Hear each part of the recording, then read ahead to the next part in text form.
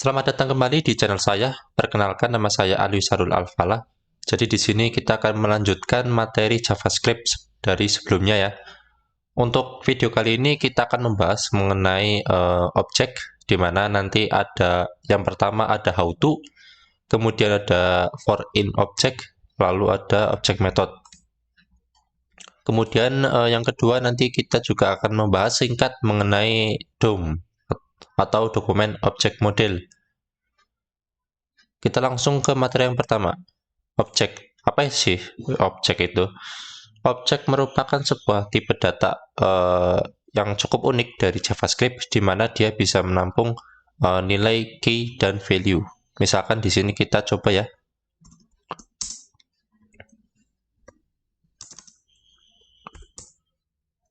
Nah, di sini kita buat variabel const person atau orang ya. Kemudian sama dengan lalu kurung kurawal seperti ini. Lalu kita kasih key-nya, misalkan seperti ini.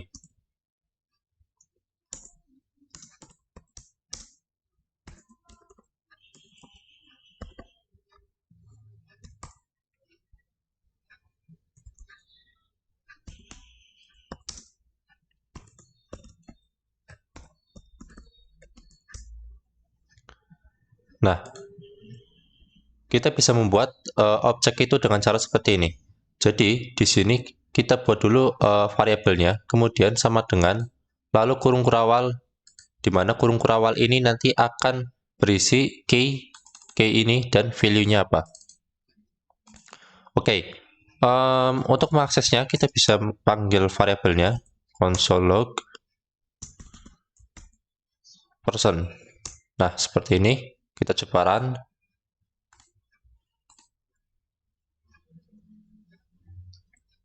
Maka akan muncul name, Alwi, dan alamat bantar gebang seperti ini.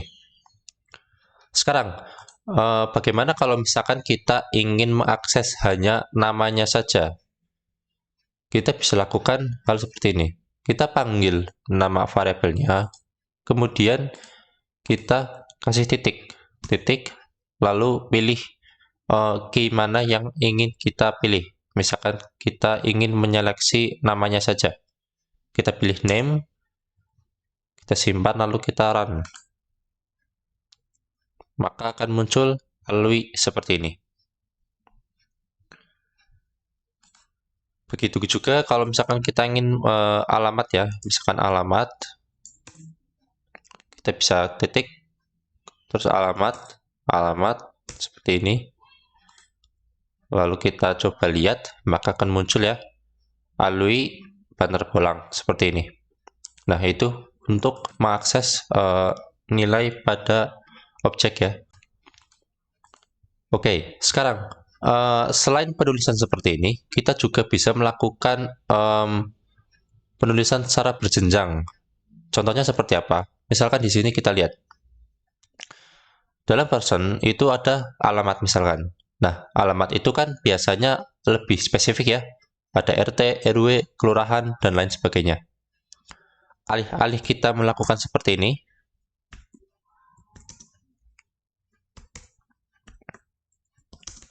ini, misalkan kita bisa lakukan perincian alamat itu di dalam alamatnya. Misalkan seperti ini. Kita coba hapus dulu. Kita coba buat yang baru ya, biar lebih jelas. Const person 2 seperti ini. Misalkan name.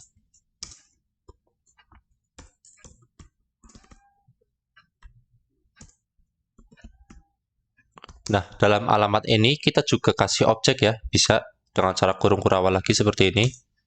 Lalu key-nya apa? Misalkan seperti ini. RT-nya berapa misalkan, RW-nya berapa, kemudian kelurahannya apa.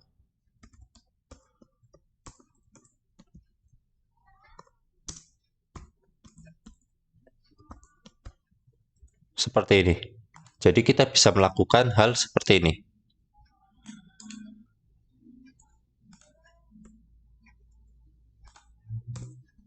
Kita coba konsol ya, console log.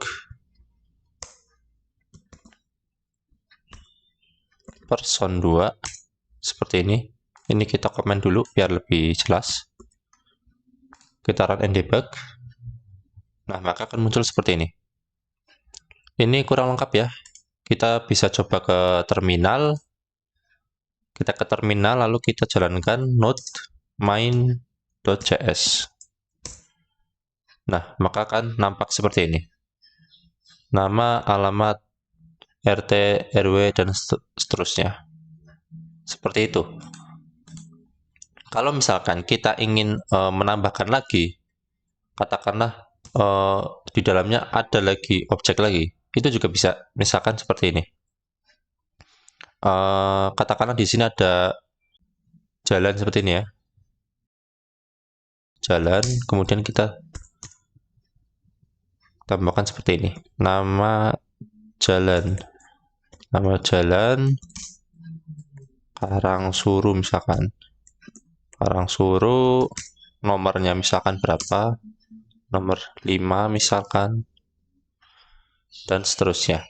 Jadi di sini kita juga bisa menambahkan lagi objek di dalam objek seperti ini. Kalau misalkan kita coba run, kita jalankan lagi, maka akan muncul name, alwi, alamat, bla bla bla, dan di sini juga ada jalan dan bla bla bla seperti ini. Nah, sekarang bagaimana cara mengaksesnya? Katakanlah kita ingin mengakses hanya alamatnya saja atau kelurahannya saja. Caranya sama seperti sebelumnya, kita tambahkan titik, lalu kita tracking kita mau pilih yang mana. Misalkan kita mau pilih kelurahan, maka pertama kita ke alamat dulu, lalu kita titik lagi, kita cari kelurahan. Seperti ini. Kalau misalkan kita jalankan, kita di sini saja. Misalkan kita jalankan sini, maka akan muncul pantar bolang seperti ini. Begitupun kalau misalkan kita ingin mengakses misalkan nama jalan, maka kita ganti misalkan seperti ini, jalan, kemudian titik lagi, kemudian nama jalan seperti ini. Lalu kita run and debug, lalu kita dapatkan nama jalannya. Itulah cara mengakses objek ya. Jadi kita bisa melacak, misalkan kita ingin alamat, berarti kita titik alamat dulu, kemudian kita pilih mana yang mau dipilih. Nah, objek ini cukup penting ya, karena kedepannya ketika kalian sudah berinteraksi dengan API, kebanyakan informasi yang dikeluarkan oleh API itu merupakan bentuknya JSON, di mana JSON itu ya formatnya seperti ini, seperti objek ini. Nah, jadi ini sangat penting, baik dari cara melihat JSON itu seperti apa, bentuknya, dan bagaimana membuatnya, ataupun cara mengaksesnya seperti apa. Oke, itu untuk objek. Kemudian objek juga bisa kita buat di dalam array, misalkan seperti ini. Kita katakanlah punya array mobil ya, car. Kita buat array seperti ini, seperti biasa. Kemudian kita buat objek di dalam array. Itu juga bisa.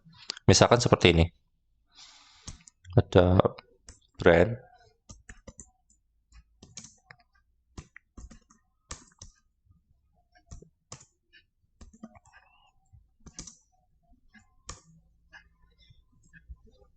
Misalkan ini kita string semua ya, tipe datanya.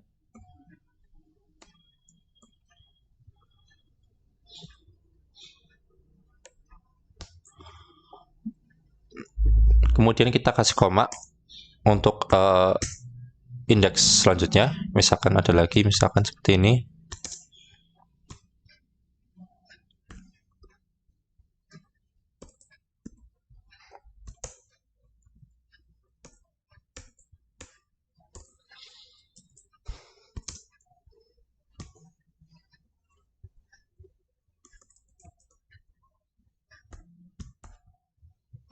Nah, seperti ini.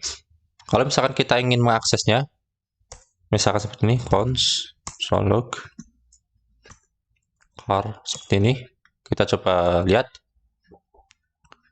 maka akan muncul array ya. Ini tidak terlihat. Coba kalau kita lihat di sini, kita clear dulu. kemudian kita panggil. Nah, maka akan muncul array, di mana dalam array itu ada objek-objek ya. Ada di sini ada brand Honda, kemudian price 100 juta dan seterusnya. Jadi itu untuk objek dalam array. Nah, untuk mengaksesnya ini sedikit berbeda daripada sebelumnya. Karena ini array, maka kita pilih dulu indeks mana yang ingin kita pilih. Misalkan seperti ini. Kita ingin mengakses brand Honda. Maka kita pilih dulu indeks ke 0 misalkan, karena dia di pertama ini ya. Misalkan 0 seperti ini. Kemudian baru kita akses nama key-nya, misalkan brand-nya, misalkan brand seperti ini. Kita coba lihat. Nah, maka akan muncul Honda. Apabila kita tidak menambahkan atau tidak memilih array-nya dulu, maka hasil tidak akan keluar. Kita coba lihat. Nah, maka akan undefined. Kita harus pilih array ke berapa dulu. Misalkan array ke 1 misalkan. Nah, maka dia akan keluar Toyota seperti ini. Kita juga bisa melakukan perulangan for in ya di sini. Misalkan seperti ini. For car i untuk item in, misalkan dalam car seperti ini. Console log, oops.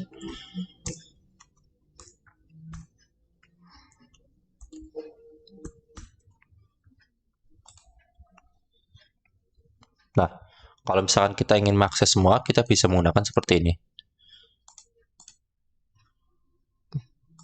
Jadi mirip seperti array ya, seperti biasa, array biasa, cuman bedanya kalau array biasa kan dia tipe datanya paling cuman integer, string, boolean. Nah, di sini kita ubah di mana setiap value-nya itu adalah objek seperti ini.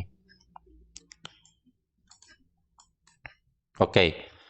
Sekarang kita bahas mengenai for in object. Untuk for in object sebenarnya mirip seperti ini. For in biasa, cuman kita melakukan perulangan dalam objeknya. Misalkan seperti ini. Kita ke person ya. Person kita ganti ini person. Kita copy, kita comment, dan ini person. Kemudian kita ganti person. Seperti ini. Kita coba run and debug.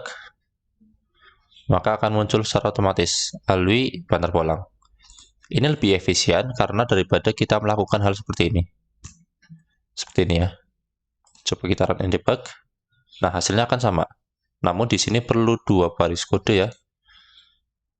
Sedangkan belum tentu kita tahu nama-nama key-nya apa. Nah, untuk bisa melakukan perulangan tanpa kita perlu tahu dulu nama key-nya, kita bisa lakukan for in seperti ini. Nanti dia akan muncul ya. Hal yang sama seperti ini. Oke, itu singkat saja mengenai for in object. Kemudian kita lanjut ke object method. Apa sih object method? Object method adalah key sebenarnya. Jadi dia adalah key dari sebuah objek ya. Namun dia berbentuk function atau method. Kita coba ya. Kita hapus dulu semuanya biar lebih jelas. Misalkan kita punya objek seperti ini.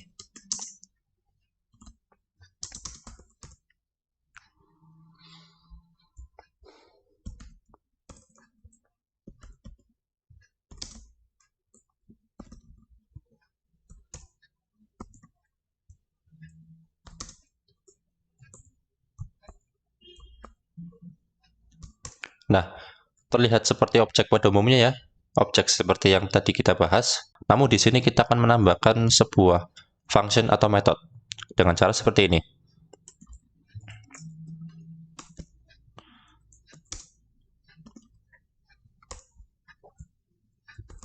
Nah, seperti ini. Kita return.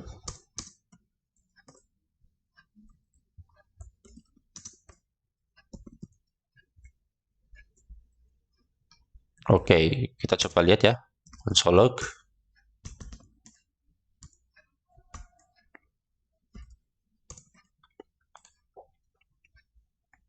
Nah, oke, jadi kalau misalkan kita mengakses nama variabelnya saja, maka akan keluar seperti ini ya.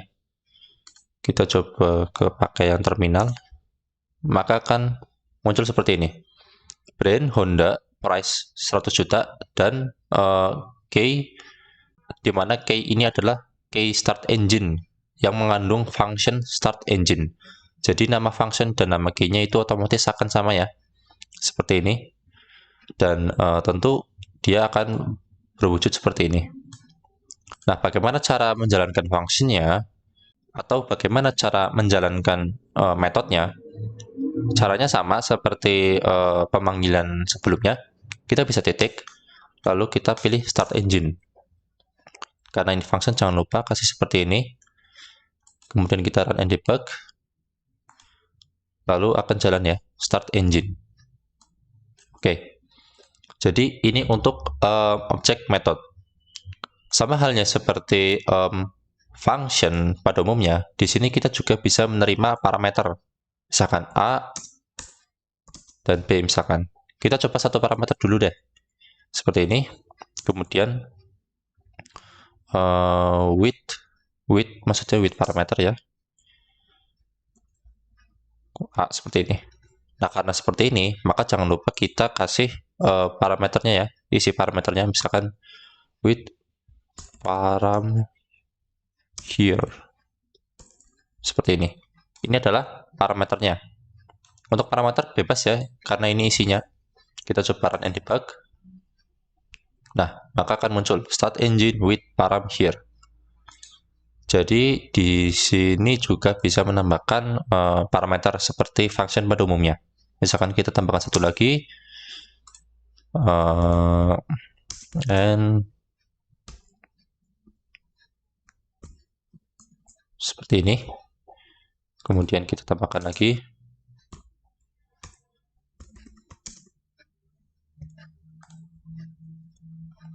maka akan muncul ya param here and param to sesuai dengan isi dari paramnya. Katakanlah kita ingin pertambahan atau melakukan penjumlahan, misalkan return A plus B misalkan, maka sama saja, misalkan 5 tambah 5 seperti ini. Run and debug, maka akan keluar 10. Oke, sekarang ada lagi bagaimana cara kita mengakses informasi key dari atasnya ini. Kita coba ya, misalkan seperti ini. The brand is, misalkan seperti ini.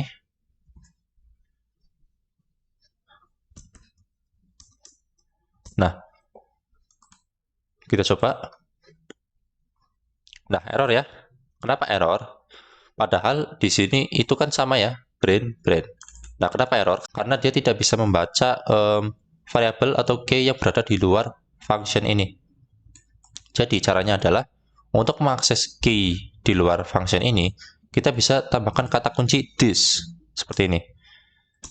This titik. Nah, maka kita akan langsung diberikan suggest mau pilih yang mana, brand, price, atau start engine. Nah, kita bisa coba lihat, maka muncul ya, the brand is Honda, mengambil brand ini. Nah, jadi ketika kita menambahkan kata kunci this, maka compiler secara otomatis akan langsung mengerti bahwa yang kita inginkan brand ini adalah yang ini, seperti itu. Namun jika kita tidak tambahkan this, maka compiler atau JavaScript tidak mengetahui brand mana yang dimaksud, seperti itu. Oke, jadi itu ya caranya untuk mengakses key di luar function ini. Misalkan kita lagi coba, misalkan di sini kita tambahkan string ya, integer, misalkan seperti ini, 500 seperti ini. Kemudian kita lakukan pertambahan. Kita seperti ini, misalkan A tambah this price, seperti ini. Kita hapus saja ini satu, seperti ini. Misalkan seperti ini, kita coba. Nah, maka keluar ya 1500 dari price tambah 500 dari parameter 5, jadinya 1000. Oke, jadi itu untuk objek method. Kemudian kita masuk ke DOM method. Nah, untuk DOM method kita akan beralih ya dari folder JavaScript tadi ke folder HTML di materi sebelumnya, yaitu HTML dasar. Di sini kita akan membuat file bernama main.js di sini, ini. Kemudian di index kita tambahkan script atau tag untuk menghubungkan antara file index ini dan main.js. Kita cukup ketik script seperti ini, lalu akan muncul yang script src ini. Kemudian kita tinggal cari aja sumbernya, misalkan main.js seperti ini. Lalu kita bisa klik kanan, lalu open with live server.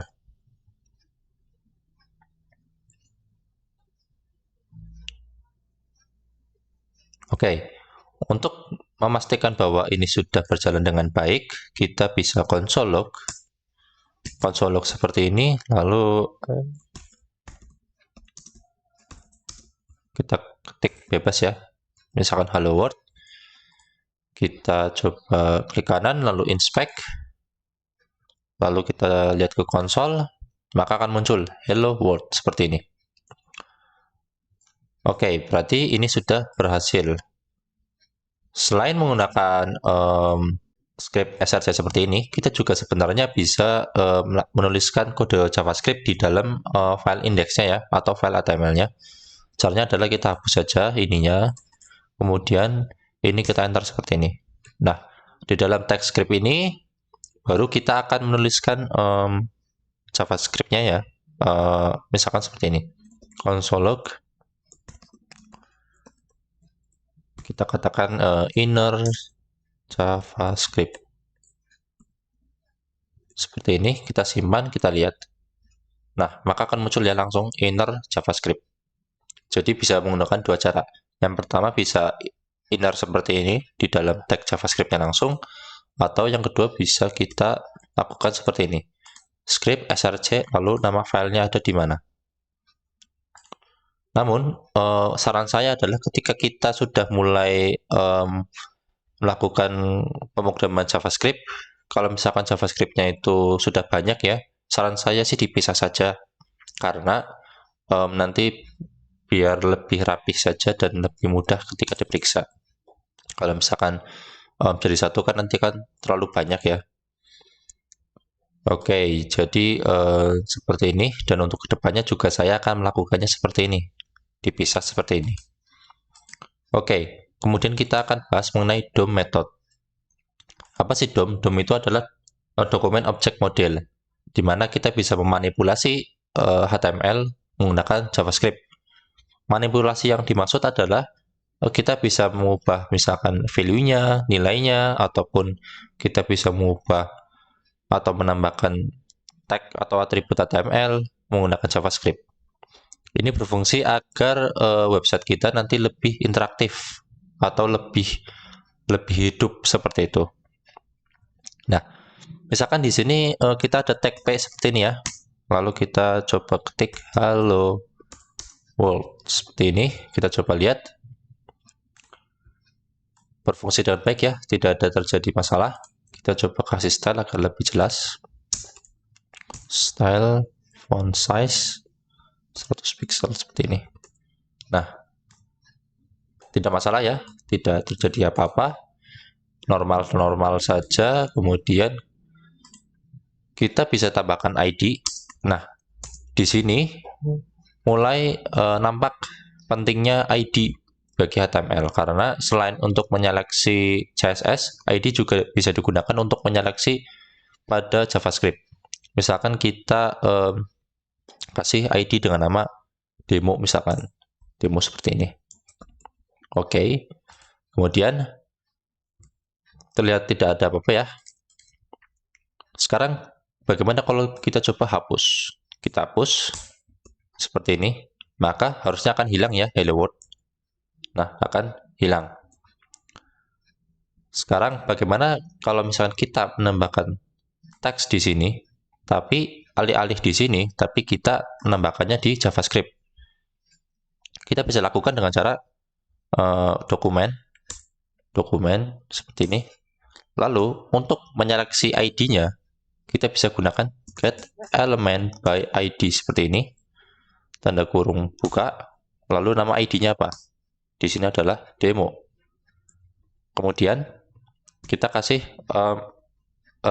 inner HTML. Inner HTML itu merupakan sebuah metode yang berfungsi untuk menyisipkan atau menambahkan sebuah konten ya, konten di sini. Dimana pada saat HTML dasar kita sudah bahas struktur dari tag HTML, dimana ada tag start, tag end, kemudian atribut, lalu di sini adalah konten seperti ini, konten. Nah, inner HTML itu dia akan menyelipkan konten atau menambahkan konten melalui JavaScript. Misalkan di sini kita tambahkan hello world seperti ini. Nah, kita hapus. Terlihat kosong ya, kosong. Tapi kalau misalkan kita coba cek, maka akan muncul hello world. Nah, seperti yang kita tahu bahwa hello world ini sebenarnya adalah bukan dari sini, tapi dari istilahnya itu injeksi atau suntikan dari JavaScript menggunakan metode inner HTML. Kalau misalkan kita coba klik kanan, kemudian inspect, lalu kita soroti bagian ini, ya tetap akan muncul seperti biasa ya. Ini ada. Tapi kalau misalkan kita coba klik kanan, kemudian view page source. Nah, di sini terlihat bahwa di sini tetap kosong. Jadi itu adalah DOM method. Pada dasarnya adalah seperti ini. Kedepannya kita sudah mulai masuk pada materi DOM ya. Dan ini bagian yang cukup seru dari JavaScript karena kita sudah mulai berinteraksi langsung dengan HTML. Jadi harapannya kedepannya adalah ketika kita sudah belajar JavaScript, maka kita bisa membuat website yang interaktif seperti itu.